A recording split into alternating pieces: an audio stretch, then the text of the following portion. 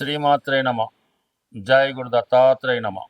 ఈ వీడియోలో మనం ప్రస్తుతం గురువు యొక్క గమనంలో గురుగ్రహం 2025 సంవత్సరం ఆగస్టు 12వ తారీఖున ఈ గురువు తన సొంత నక్షత్రమైనటువంటి పునర్వసు నక్షత్రం మీదకి ప్రవేశించడం జరిగింది.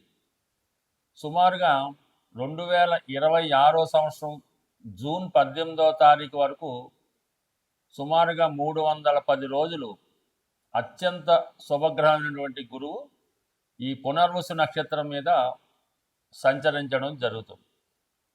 ఈ సంచరించడంలో నవంబర్ 12వ తారీఖు నుంచి అంటే 2025 నవంబర్ 12 నుంచి 11వ తారీఖు మార్చి 2026 వరకు కూడా గురుగ్రహం వక్రగమనం పొందడం జరుగుతూ ఉంటుంది. అంటే గురువు మామూలు కన్నా వక్రగమనంలో ఉన్నప్పుడు అత్యంత శుభ ఫలితాలు ఇవ్వడం జరుగుతూ ఉంటుంది.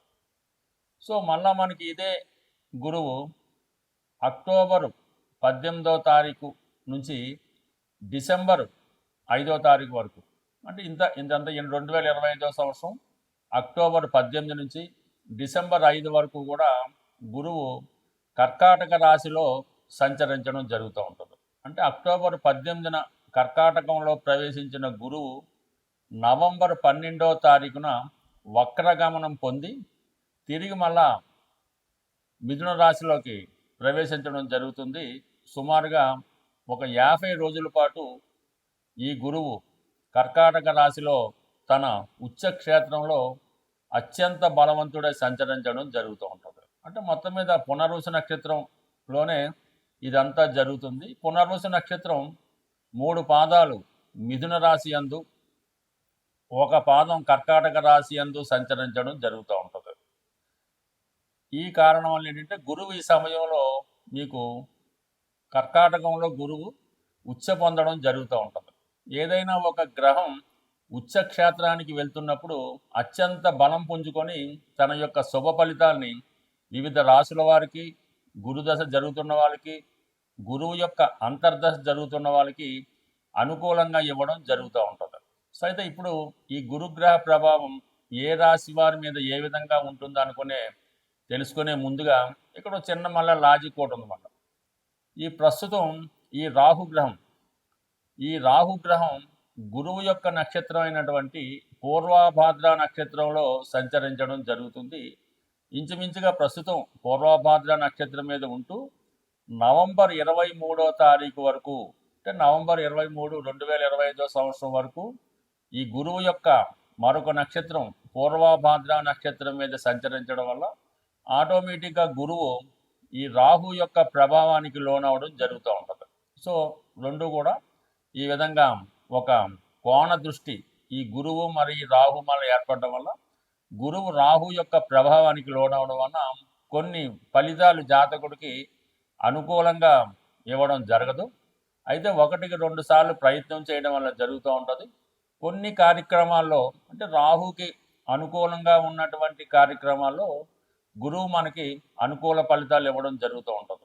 ఏదైనా గురువు ఒక భావంలో ఉన్న ఒక స్థానంలో ఉన్న ఆ భావాన్ని ఎక్స్పాండ్ చేయడం జరుగుతూ ఉంటుంది.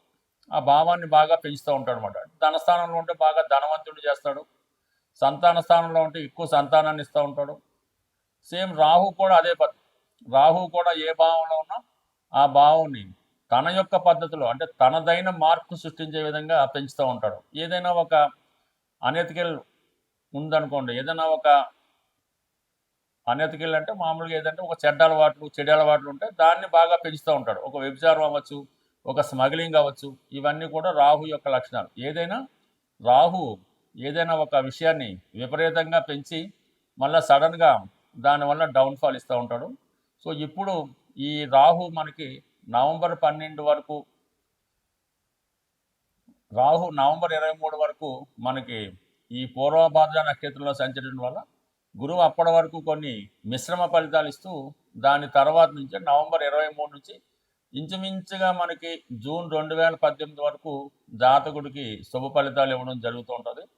అందువల్ల ఏంటంటే ఏ రాశి వారికి ఏ విధమైనటువంటి ఫలితం రావడం జరుగుతుంటుందని తెలుసుకునే ప్రయత్నంలో ఈ వీడియోలో మనం మిథున రాశి వారికి పునర్వసుపై గురు సంచార ఫలితాలు తెలుసుకునే ప్రయత్నం చేద్దాం. సరే, ఇంకా మిథున రాశి వారికి పునర్వసు నక్షత్రం రాశి అందే ఉండడం వల్ల ప్రస్తుతం గోచారీత్యా జన్మరాశి అందే గురుగ్రహ సంచారం జరుగుతుంది. జన్మరాశిలో సంచరించే ప్రయత్నంలో మరి 3 నక్షత్రాలు ఉంటాయి మిథున రాశిలో. అది మృగశిర, ఆరుద్ర, అలాగే పునర్వసు. అంటే గురువు తన గమనంలో ఏ నక్షత్రం మీదకి వస్తే ఆ నక్షత్రాల ఫలితాలు కూడా ఇవ్వవలసి ఉంటుంది. ఇప్పుడు ఈ పునర్వసు నక్షత్రం మీద చాలా లాంగ్ టర్మ్, సుమారుగా 310 రోజులు ఒకే నక్షత్రం మీద సంచరించడం, అదే నక్షత్రం మీద వక్రించడం, ఇవన్నీ కూడా ఈ మిథున రాశి వారికి ఈ పునర్వసు నక్షత్రం యాక్టివేట్ అవ్వడం వల్ల చాలా శుభ ఫలితాలు పొందడం జరుగుతూ ఉంటుంది. ఎస్పెషల్లీ పునర్వసు నక్షత్రంలో జన్మించిన వారికి ఇంకా అత్యంత శుభ ఫలితాలు పొందడం కారణమవుతుంటుంది. అంటే జన్మ నక్షత్రం మీద గురు సంచారం జరుగుతున్నప్పుడు జాతకుడికి ముందుగా ఆరోగ్యం, అలాగే ఐశ్వర్యం, అలాగే మంచి నడవడిక, మంచి ఆలోచనలు, మంచి అలవాట్లు రావడం జరుగుతూ ఉంటుంది. పునర్వసు అంటేనే మనకి జీవితంలో ఏదైనా ఒక కుటుంబం మంచి స్థాయిలో ఉండి ఆ కుటుంబం డౌన్ఫాల్లోకి వెళ్తున్నప్పుడు ఆ కుటుంబంలో మళ్ళీ ఎవరో ఒకరు ఈ పునర్వసు నక్షత్రంలో జన్మించి ఆ కుటుంబాన్ని మళ్ళా పైకి తీసుకొచ్చి మంచి పేరు రావడం, ఆ కుటుంబ సభ్యుల్ని కూడా ఆర్థిక పరంగా వాళ్ళని పుష్టిగా చేయడం అన్నది జరుగుతూ ఉంటుంది. సో ఈ కారణం వల్ల ఈ రాశి వారికి కంపల్సరీగా వారిని వారు సంస్కరించుకుంటూ వారి కుటుంబాన్ని డెవలప్ చేసుకుంటూ కూడా మరి ఇటువంటి మంచి ఫలితాలు ఈ రాశివారు ఈ సమయంలో పొందడం జరుగుతూ ఉంటుంది. ఎప్పుడు మంచి ఆలోచనలు, మంచి చేయాలనే ప్రయత్నం చేస్తున్నప్పుడు గురువు ఎప్పుడు కూడా సహకరిస్తుంటాడు. గురువు ఉన్న భావాన్ని ఎక్స్పెండ్ చేస్తాడు కాబట్టి కంపల్సరీగా, ఎస్పెషల్లీ కొందరు ఈ మిథున రాశిలో జన్మించిన వారు స్త్రీలైతే ముఖ్యంగా బాగా పుష్టిగా, లావుగా తయారయ్యే అవకాశాలు ఉంటాయి. ఎక్కువగా తీపి పదార్థాల మీద వ్యామోహం పెంచుకుంటూ ఉంటారు. ఇది కామన్గా ఒక సింబాలిక్ మాట. అయితే ఇప్పుడు ఎక్కువగా గురువు యొక్క సొంత క్షేత్రాలు సప్తమం, దశమం, ఈ 2 భావ ఫలితాలు మీకు ఎక్కువగా యాక్టివేట్ అవ్వడం జరుగుతూ ఉంటుంది. ముందుగా సప్తమం అంటే విదేశ ప్రయత్నాలు, భార్య, వ్యాపార పార్ట్నర్సు, ఇవన్నీ చెప్తూ ఉంటాయి. సో ఇప్పుడు మీ యొక్క జీవిత భాగస్వామి యొక్క అభివృద్ధి, అలాగే వివాహం కాని వారికి వివాహ ప్రయత్నాలు ఫలించడం, కొత్తగా పరిచయం వాళ్ళు మీకు చాలా ప్యారలల్గా మీతో స్నేహం చేయడం, ఇవన్నీ జరుగుతూ ఉంటాయి. ఎస్పెషల్లీ దశమ భావం అంటే ఉద్యోగ ప్రయత్నాలు ఫలిస్తాయి. ఎవరైతే కొత్తగా ఉద్యోగ ప్రయత్నం చేస్తున్నారో వాళ్ళు ఫలిస్తుంది. ఎస్పెషల్లీ ప్రస్తుతం మీనరాశిలో శని సంచరిస్తున్నాడు. ఇంచుమించుగా మీకు శని కూడా మంచి ఫలితాలు ఇవ్వాల్సి ఉంటుంది అన్నమాట. వక్రించి ఉండడం వల్ల మొత్తం మీద ఏదైనా ఉద్యోగ ప్రయత్నాలు ఫలిస్తాయి. ఉద్యోగంలో మారాలని మీ అభిలాష కూడా చాలా వరకు నెరవేరే అవకాశం ఉంటుంది. సో ఇవన్నీ పక్కన పెడితే రాశిలో ఉన్నటువంటి గురువు 1, 5, 9 భావాలు యాక్టివేట్ చేస్తారు. అంటే 5వ భావం అంటే పూర్వపుణ్యం కలిసి రావడం వల్ల పిల్లల యొక్క అభివృద్ధి మీకు చాలా హ్యాపీగా ఉంటుంది.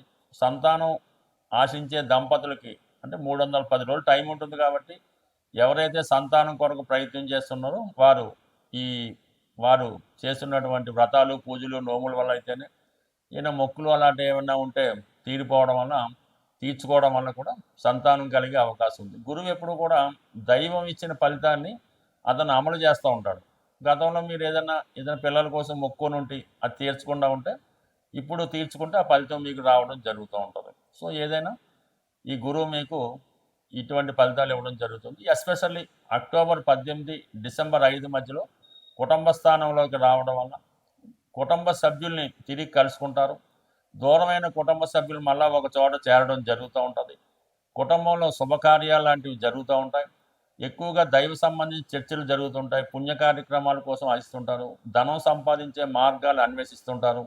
కుటుంబంలో ఒకరికి ఏదో ఉద్యోగం, శుభం జరగడం వల్ల కుటుంబం అంతా ఆనందంగా ఉండడం జరుగుతూ ఉంటుంది. బట్ ఏదైనా ఈ మిథున రాశి వారికి గురువు యొక్క ప్రభావం మొత్తం మీద ఈ 310 రోజులు చాలా గొప్ప మార్పుని మంచి అభివృద్ధిని తీసుకురావడం జరుగుతుంది.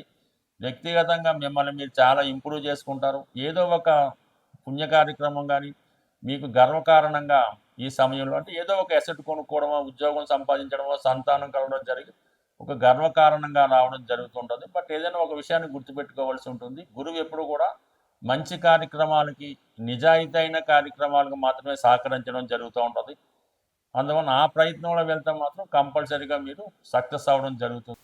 గురుగ్రహ అనుగ్రహం సంపాదించాలంటే మరి సాధారణంగా ఈ రాబోయే ఆశ్వీజ మాసం, ఈ కార్తీక మాసం, కొన్ని పండగలు వస్తుంటాయి కదా. కార్తీక మాసంలో ఎస్పెషల్లీ మీరు ఏదైనా ఒక శివమాల ధరించిన, వెంకటేశ్వర స్వామికి సంబంధించినటువంటి మాల ధరించిన, లేదంటే రేపు దసరాలో అమ్మవారికి సంబంధించిన సంకల్పం తీసుకొని మాల ధరించిన, లేదు అయ్యప్ప స్వామి దీక్ష తీసుకున్న, ఏదో ఒక దీక్ష మీరు అది 40 రోజులు, అర్ధమండలమో, 8 రోజులు మీ యొక్క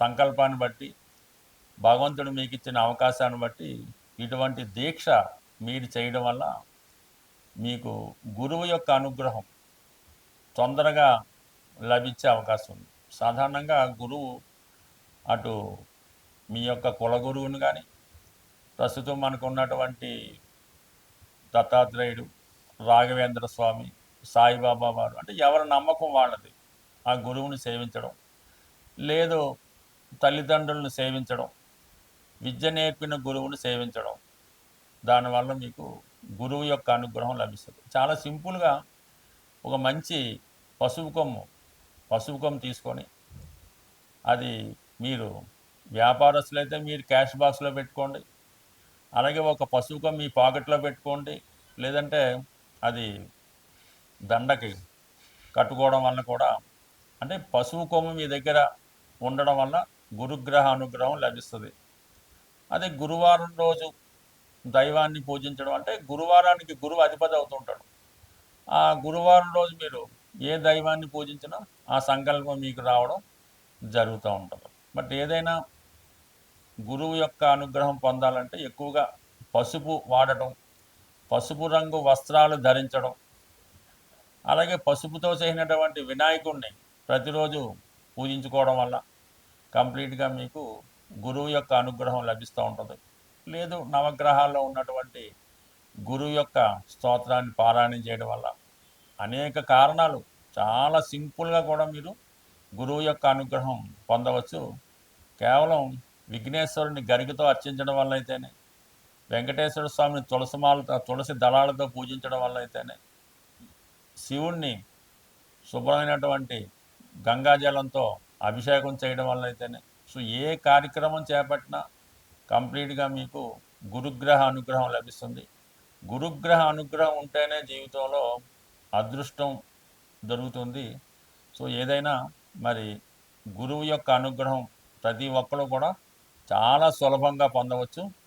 మీరు పెద్ద కష్టపడకుండా సులభంగా మన గురువులు చెప్తున్నటువంటి, అంటే చాగంటి కోటేశ్వరరావు గారు, సామవేదం షణ్ముఖ శర్మ గారు, వారు చెప్పినటువంటి ప్రసంగాలు విన్నా కూడా గురుగ్రహ అనుగ్రహం తప్పక లభిస్తుంది. స్వస్తి.